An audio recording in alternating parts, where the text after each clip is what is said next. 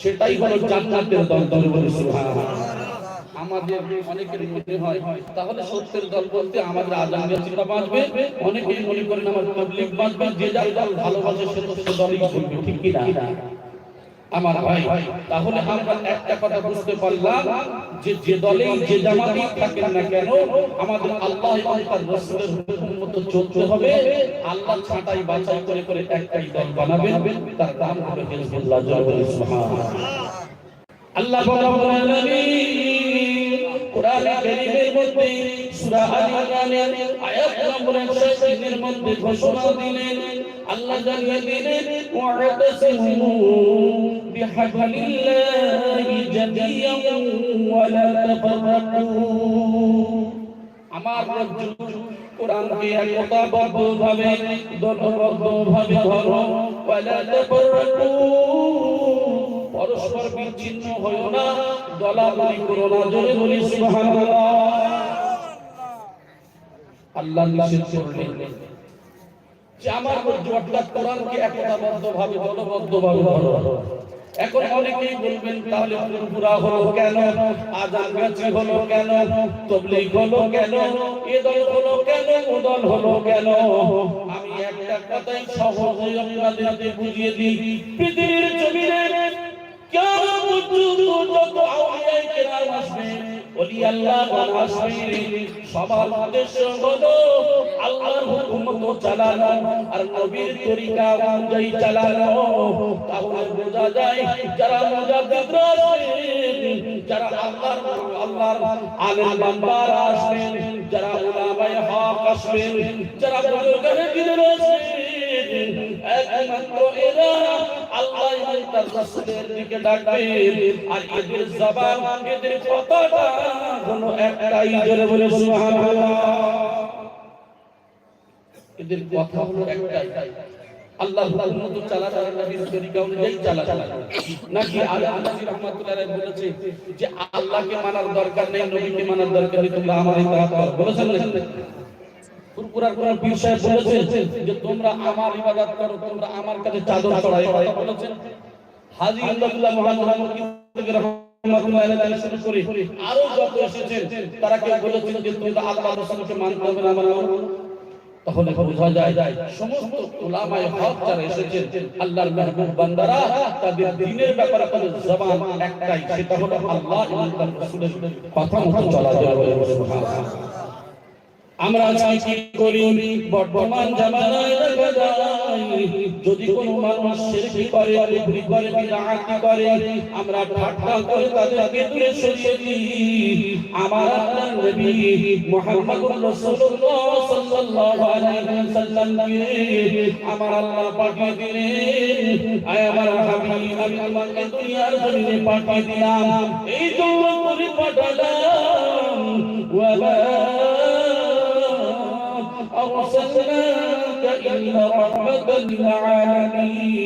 আমি তোমাকে গোটা বিশ্বের জন্য করুণাময় করে পাঠালাম, গোটা বিশ্বের জন্য দয়াময় করে পাঠালাম। বলে সুবহানাল্লাহ।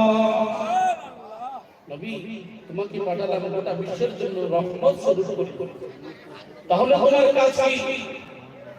তোমার কাছে একমাত্র ওয়ালা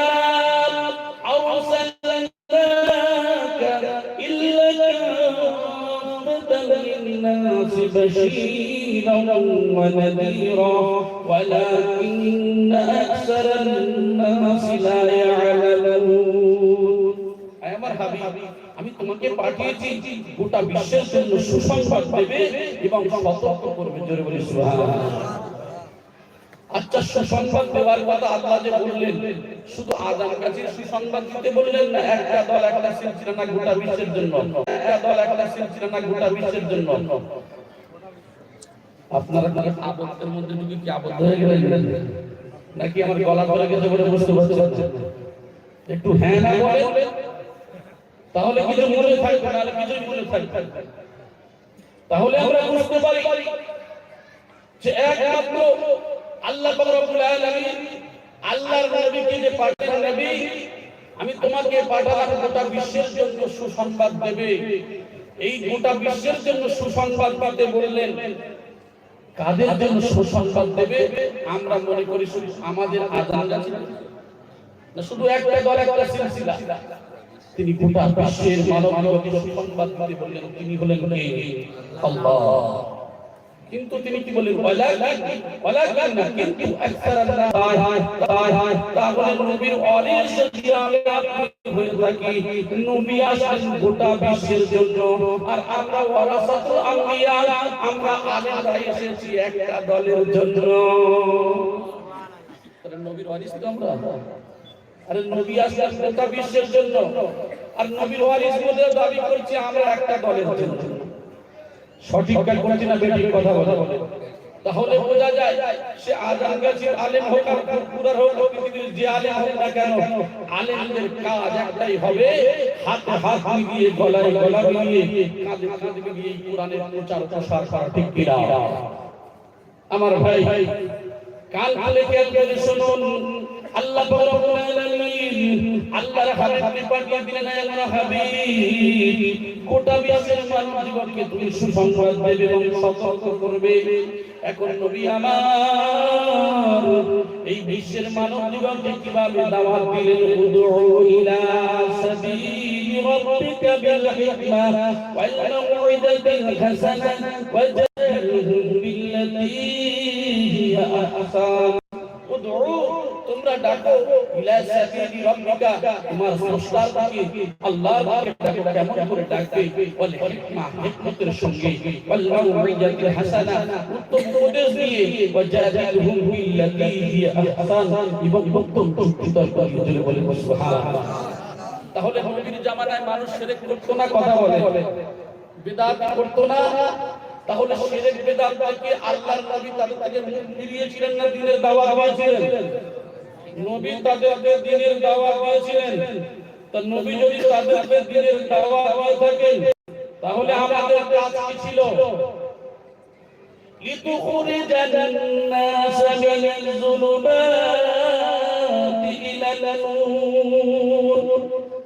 আল্লাহর নবীকে আল্লাহ শিখিয়ে দিলেন। আল্লাহর নবী অন্ধকার থেকে আলো দিয়েছিলেন। যারা কুফরি করেছেন, বিদআত করেছেন, শিরক করেছেন, আল্লাহর নবী তাদের কাছে দ্বীনের প্রচারক ছিলেন। আল্লাহর নবী তাদের কাছে দ্বীনের দাওয়াত দিয়েছিলেন। বলি সুবহানাল্লাহ। কিন্তু আমরা আলেমরা কিন্তু বলি এই খারাপ, ও খারাপ, ও খারাপ, বিদআত শিরক করে, কুফরি করে। তো এই যদি খারাপ হলো ভালো করবে কে? শিরক করে ভালোটা করবে কে? আমাদের নবী যদি সবার জন্য আসেন, সবার জন্য ৩০ বিশ্বের মানব জাতির জন্য যদি দাওয়াত দেয়, আমরা উলামায়ে হক নবীর ওয়ারিস, তাহলে আমরা কেন তাদেরকে দূরে সরিয়ে দিই? এইবার আমি আপনাদেরকে বলি, বর্তমান জামানায় যদি লক্ষ্য করা যায়, আজকের বর্তমান জামানার দিকে যদি ফলো করে দেখি, আমরা উলামা আলেমের দলেরা, আমরা যদি ইউটিউব আর ফেসবুকের মাধ্যমে, এই নেটের মাধ্যমে দল নিয়ে ঝগড়া করি, খারাপ এই সমস্ত একে অপরকে অশ্লীল ভাষায় গালি দিই, আমরা একে অপরকে ঠাট্টা বিদ্রূপ করি, তাহলে জেনে রেখে দেন, এই ইসলামকে কেউ ধ্বংস করা তো দূরের কথা, আমাদের মতো কিছু সংখ্যক আলেম আমরা সব থেকে বড় বেশি ইসলামের পেছনে বেশি ক্ষতি করছি। ও ভাইরা, আমি আপনাদেরকে একটা মেসেজ দিতে চাই।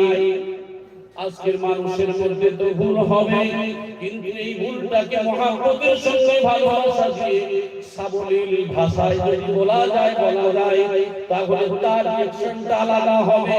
কিন্তু বর্তমান জামানা নাই, আমি এমন মানুষ, আমার জ্ঞানের অহংকার দেখাই, আমার জ্ঞানের আভিজাত্য দেখিয়ে আমি একটা মানুষকে ছোট করে দিলাম, একটা মানুষকে জীবন করলাম, একটা মানুষকে ঘৃণা করে ফেললাম, একটা দলকে জামাতকে ছোট করে দিলাম। তবে জেনে রেখে দেন, এখানে যদি আমি মানুষ হিসাবে আমি যতটুকু বুঝি, কারণ আমার মধ্যে যদি অহংকার আসে যে আমার মতো জ্ঞানী আর কোনো দল কোনো সিলসিলা নেই, এর কারণে আল্লাহর নবী জানিয়ে দিয়েছেন, আখেরি জামানায় এমন একটা সময় আসবে, এমন একটা দিন আসবে, ইন্না ইয়াসিরাল ইয়াসির, এমন একটা মানুষ যারা যে ইবাদত করবে, যে ইবাদতের পর্যায়ে যাক না কেন, যদি তার মধ্যে অহংকার আসে, ওই অহংকারটা করা মানে শিরকের পর্যায়। আল্লাহর নবী বলেছেন। তাহলে আমরা যে কত অহরহ শিরক করে ফেলছি তার ঠিক নেই।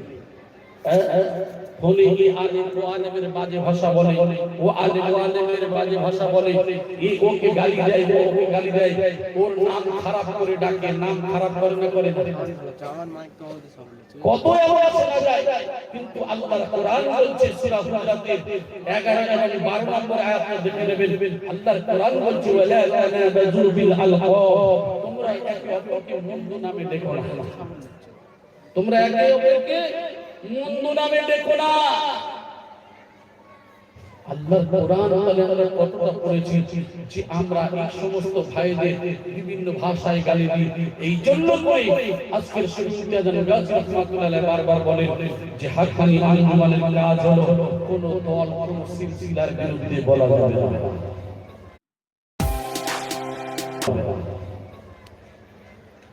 আল্লাহর মেহবুব বান্দাদের সম্পর্কে কোনো ঠাট্টা বিদ্রুপ করা যাবে না। আমাদের কাজ হবে করা হাক্কানি আনহুমান, কোন কারণে হাক্কানি আনহুমানের বিরুদ্ধে যদিও কথা বলে, কিন্তু তুমি রাগ করো না, তার জন্য তুমি বুঝিয়ে দাও। কিন্তু হাক্কানি আনহুমানের যারা গালি দেয়, তোমরা তাদেরকে গালি দিয়া দেয়া করো না, বরং তাদের জন্য দোয়া করো, ইলাহি রহমত জিয়াদা করন কিয়ামত তক রবা মালাল বর। ওয়াল্লাহ পৃথিবীর জমিনে শুধু মানব জাতি নয়, জিন জাতি নয়, যত কীটপতঙ্গ, যার বনের জঙ্গলের প্রাণী যত আছে, চোখে দেখা যায় না, মাটির সঙ্গে মিশে আছে, আল্লাহ তোমার রহমত, তোমার দয়া, তোমার করুণা যে প্রাণী করে যতটা আছে, আল্লাহ আরো বাড়িয়ে দেন। সুবহানাল্লাহ।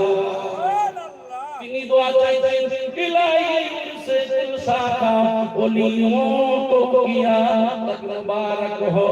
আল্লাহ পৃথিবীর জমিনে যেখানে যত ওলি আল্লাহ রয়েছে, আল্লাহ গো সমস্ত ওলি আল্লাহদের তুমি কল্যাণ করো। আর আজকের সুন্নি আজান গাজী রাহমাতুল্লাহ আলাইহির বিরুদ্ধে অনেক আলেমরা কথা বলে এরা হলো বিদআতি দল, এরা হলো ভণ্ড দল। কারণটা কি? বলে বিনা কাজায় 5 ওয়াক্ত নামাজ পড়তে হবে, বিনা কাজায় 5 ওয়াক্ত নামাজ পড়লে এরা বাতিল দল নয়। কথা বলে যারা বিনা কাজায় নামাজ পড়ে এরা বাতিল। তাহলে বিনা কাজায় নামাজ পড়তে হবে। আল্লাহর মেহবুব বান্দা বলে দিলেন, এখন আমরা তো মাদ্রাসায় পড়ে এসেছি, এখন আমাদেরকে যদি বলা যায় বিনা কাজায় 5 ওয়াক্ত নামাজ পড়তে হবে, তাহলে জীবনে এত ফতোয়ার কিতাব পড়ে আসলাম, এত ফতোয়ার কিতাব পড়ে আসার পরে সেখানে তো কাজা সম্পর্কে লেখা আছে। আপনি যে কিতাব পৃথিবীর জমিনে পড়েছেন, ওই কিতাবের মধ্যে সেখানে লেখা আছে যদি বেহুশি হয়ে যান, পাগল হয়ে যান, বেহুশি হয়ে যান, পাগল হয়ে যান, সেখানে কারণ দেয়া রয়েছে। ওই কারণে যদি আপনার নামাজটা কাজা হয়ে যায়, তাহলে ওই কাজাটা আপনি করতে পারবেন, নচেত ইচ্ছাকৃত কাজা করা যাবে না। এটা আসল মুফতি আজম গাজী রাহমাতুল্লাহ আলাইহির জবানের কথা শুধু নয়, এটা আল্লাহর নবী হাদিসের মধ্যে বলেছেন, মান তারাকা সালাতা আকিদান ফাকাদ কাফার, যে ইচ্ছাকৃত নামাজ তরক করলো সে অবিশ্বাসীর সমপর্যায়। কার কথা? নবীর কথা। আল্লাহর নবী বলেছেন যে ইচ্ছাকৃত নামাজ কাজা করে সে অবিশ্বাসীর সমপর্যায়। আচ্ছা বলেন তো দেখি, আপনি দুনিয়ার কাজ করতে যাবেন, মাঠে কাজ করতে গেছেন, এখন আপনি দুনিয়ার সব কাজ করবেন, মাল ইনকামের চিন্তা ভাবনায় আপনি বার হয়ে গেলেন, দুনিয়ার ইনকাম আপনি ভালো বোঝেন, আল্লাহ যে 24 ঘন্টার মধ্যে আপনার যে ইবাদত দিল 5টা টাইম নামাজ, তাহলে এই নামাজের বেলায় এত অনীহা ভাব কেন? ইচ্ছাকৃত কাজা করেন কেন? এখন বলবেন আমি গরিব মানুষ, আমি চাষবাস করে খাই, মাঠে যাই, আসলে সময় হয়ে যায়, কি করব? আমি বাড়িতে এসে আসলটা কাজা করে দিই। মুফতি আজম গাজী রাহমাতুল্লাহ আলাইহি আমি যে মাদ্রাসা পড়লাম ওই মাদ্রাসা নিয়ে পড়লেন, কিন্তু নিয়ে ফতোয়া দিলেন না, আমি বললাম কাদাটা পড়ে দিও, আর তিনি বললেন বাবা কাদা করবে না, আল্লাহর ভয় যদি থাকে একটা পবিত্র মাটি রেখে দেবে, আল্লাহর ভয় যদি থাকে একটা পানি তুমি কাপড় গামছার মতো রেখে দেবে, যেখানে সময় হয়ে যাবে উজুর পানি যদি পাও পালন করবে, আর উজুর পানি যদি না পাও তায়াম্মুম করে নিয়ে ওই নামাজের কাপড়টা ওই জায়গায় ফেলে দিয়ে নামাজ আদায় করবে। কারণ নামাজের যে টাইম টেবিল ঘড়ি থাকে ওই টাইম টেবিল ঘড়িটা মসজিদের মধ্যে লাগানো হয়, ওর উপরে আরবিতে একটা বাক্য লেখা থাকে ইন্নাস সালাতা কানাত আলাল মুমিনিনা কিতাবান মাওকুতা। নির্দিষ্ট সময় নামাজ ফরজ, নামাজ যদি নির্দিষ্ট সময় ফরজ হয় তাহলে আপনি মাঠে থেকে বাড়ি এসে কাজা পড়ার নিয়ত করেছেন, এখন আজরাইল আপনার খালাতো ভাই মাঠে গিয়ে আপনার ধরে ফেলেছে, ওখান থেকে বাড়ি এসে কাজা পড়াবেন, তার আগে খবর হয়ে গেল, অর্ডার হয়ে গেল, আপনি কি করবেন? ও আমার ভাইরা, এই জন্য করে মাওলানা বলছে না বাবা তুমি বাড়িতে এসে কাজা পড়া তো দূরের কথা, ওই জায়গায় তুমি নামাজটা আদায় করো। আর দেখা যায় সেখানে রুকু সিজদা করার জায়গা নাই, তাহলে তুমি কি করবে? পানি পাচ্ছ না, তুমি মাটি দিয়ে তায়াম্মুম করে চোখের ইশারায় হাতের ইশারায় যদি তুমি মাথার ইশারা দিয়ে নামাজ পড়ো, আমার আল্লাহ রাব্বুল আলামিন বান্দার অন্তরের খবর জানে না জানে না, তাহলে ওই নামাজটা ইশারা করে দিলেন আর বাড়িতে এসে নামাজটা বন্ধ করে দেবে। আমার আল্লাহ রাব্বুল আলামিন পরিস্থিতির কারণে আমার বান্দা আমার শর্ত করেছে, ওই বান্দার কাজা লাগা হবে না। জোরে বলি সুবহানাল্লাহ। প্রতি বলে কোথায় পেলেন? আল্লাহ কোরআনে বলে فَإِنْ فَرِجَالًا أَوْ رُكْبَانًا فَإِذَا أَمِنْتُمْ فَاذْكُرُوا اللَّهَ كَمَا عَلَّمَكُم مَّا لَمْ تَكُونُوا تَعْلَمُونَ। যদি তোমরা আমি আল্লাহ আমাকে ভয় করো, ফারিজালান হাঁটা অবস্থায়, আও রুকবানান অথবা আরোহী অবস্থায়, তাফসীরের মধ্যে উল্লেখ করা হয়েছে দাঁড়া অবস্থায়, বসা অবস্থায়, আরোহী অবস্থায়, সর্ব অবস্থায় তুমি নামাজ কায়েম করো। ফাইদা আমিনতুম যখন তুমি স্থির হবে, আরামদায়ক জায়গায় চলে আসবে, রুকু সিজদা করতে পারো নাই, আরামদায়ক জায়গায় চলে আসবে, ফাযকুরুল্লাহ আমি আল্লাহ আমারে স্মরণ করো, কামা আল্লামাকুম মা লাম তাকুনু তাআলামুন যেটা তুমি জানতে না আমি আল্লাহ তোমারে শিক্ষা দিয়েছি। তাহলে বোঝা যায় নামাজ ইচ্ছাকৃত কাজা করা যাবে না। আর আমরা কি করছি? আমরা বলছি কাজা হয়ে গেছে করে দেন, কিন্তু মৃত্যুর ভয় আমাদের দিলের মধ্যে না। এই জন্য করে বলে বিনা কাজায় নামাজ পড়ে এরা কি? এরা শিরকে বেদাত করে, এরা হলো পাপিন দল। এই যে কোরআনের মজলিস করা হবে, মজলিস করতে গেলে টাকা দিলে করতে পারবে না, সর্বপ্রথম যেতে হবে কলকাতা বাগবাড়িতে, সেখানে যাওয়ার পরে বলবে হুজুর আমি এমন মজলিস করতে চাই, আমি একটা সওয়াবের মজলিস করব। সর্বপ্রথম তানার কথা হলো ও বাবা তুমি আগে 5 ওয়াক্ত নামাজ পড়ো, তারপরে এই মজলিস তুমি করতে পারবে। নামাজ যদি না থাকে যত সুন্দর করে মজলিস করো না কেন, আউয়াল মা ইউহাসাবু বিল আবদু ইয়াউমাল কিয়ামাতিস সালাহ, যে বান্দার জীবনে নামাজ নাই ওই বান্দার সঙ্গে আল্লাহর কোনো কানেকশন, কোনো সম্পর্ক নাই। আল্লাহর সঙ্গে বান্দার সম্পর্ক নিতে আপনি মজলিস করে ফেলুন। সর্বপ্রথম আপনার টাকায় আপনি মজলিস করবেন, আবার ওই মাওলানা সাহেব বলে দিচ্ছেন, ওই মুফতি সাহেব বলছেন, ওই পীর বলছেন, ওই ফকির বলছেন, ওই দস্তগীর বলছেন, যে ভাষায় বলেন না কেন, বলছে বাবা তোমার টাকা থাকলে হবে না, সর্বপ্রথম তোমার নামাজ পড়তে হবে, তারপরে বাবা সুদের সঙ্গে সম্পর্ক রাখা যাবে না। এখন আমার সন্তালিয়ার ভাইরা চিন্তা করে, যদি এই হয় তাহলে এখন বর্তমানে ব্যাংকে টাকা না রাখলে চলে না। সত্যিকারের এখন ছেলে মেয়ে সবার ব্যাংকে রাখতে হয় না, দোকানে ওটা সুদ হচ্ছে, তাহলে কি হবে? ও ভাই শুনুন, নিশ্চয় আপনার কথা সঠিক, ব্যাংকে না রাখলে চলবে না। বর্তমান পরিস্থিতিতে ছেলের পড়াশোনা, মেয়ের পড়াশোনার জন্য অ্যাকাউন্ট করতে হবে, নিজেরও অ্যাকাউন্ট করতে হবে, অ্যাকাউন্ট ছাড়া বাঁচা যায় না। চেষ্টা করবেন আপনি কারেন্ট অ্যাকাউন্ট করা, কিন্তু কারেন্ট অ্যাকাউন্ট বর্তমানে আবার দিতে চায় না। সেভিংস যদি হয়ে যায় পরিস্থিতির কারণে, তাহলে আপনি 2 মাস 3 মাস পরে আপডেট করবেন, আপনার বয়ে একটা সুদ আসবে 2 3 5 7 10, এমন করে একটা অ্যামাউন্ট আসে সুদ, যেটা ইন্টারেস্ট বলে লেখা থাকে, ওই ইন্টারেস্টের টাকাটা তুলে নিয়ে